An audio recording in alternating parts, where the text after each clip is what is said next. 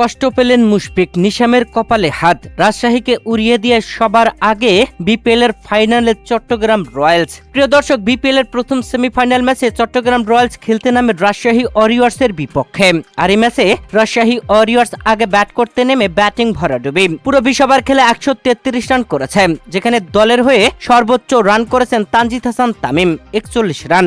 এছাড়া কোনো ব্যাটার সেভাবে জ্বলে উঠতে পারেনি। দুর্দান্ত বোলিং করে চট্টগ্রাম রয়্যালস 133 রানে আটকে দেয় রাজশাহীকে। ফাইনালে ওঠার লড়াইয়ে 134 রানের লক্ষ্যে ব্যাট করতে নেমে চট্টগ্রাম রয়্যালসের ওপেনিং ব্যাটিংয়েই যেন ওয়ানডে স্টাইলে ব্যাটিং, যেখানে মির্জা তাহির বেগ ও মোহাম্মদ নাইম এমন ভাবে খেলছিলেন রান রেটটাকে চাপ বানিয়ে ফেলেছিলেন। যেখানে প্রথম উইকেটের পতন ঘটেছে 12তম ওভারের তৃতীয় বলে।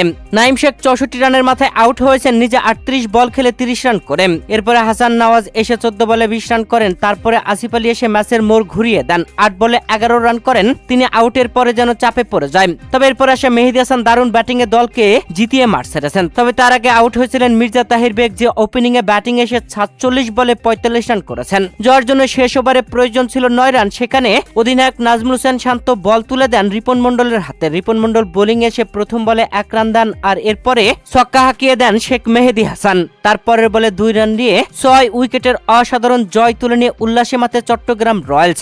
সবার আগে বিপিএল এর ফাইনালে জায়গা করে নিল চট্টগ্রাম রয়্যালস। এদিকে চট্টগ্রাম রয়্যালস এর কাছে ম্যাচ হেরে দ্বিতীয় সেমিফাইনাল খেলার সুযোগ পেল রাজশাহী ওয়ারিয়র্স, যেখানে প্রথম প্লে অফ ম্যাচে রংপুর রাইডার্স এর বিপক্ষে দুর্দান্তভাবে জয় তুলে নেওয়া সিলেট টাইটান্স সেমিফাইনালে জায়গা করে নিয়েছে। আর দ্বিতীয় সেমিফাইনালে সিলেট টাইটান্স এর বিপক্ষে খেলতে নামবে রাজশাহী ওয়ারিয়র্স। চট্টগ্রাম রয়্যালস এর বিপক্ষে এই ম্যাচ হার যেন মেনে নিতে কষ্ট হচ্ছে মুশফিকুর রহিমের। রাজশাহী ওয়ারিয়র্স এর বিপক্ষে এই ম্যাচে দুর্দান্ত জয়ের নায়ক হয়েছেন শেখ মেহেদী হাসান। ম্যাচ শেষে ম্যাচ সেরার 2 লক্ষ টাকা পুরস্কার পেয়েছেন তিনি।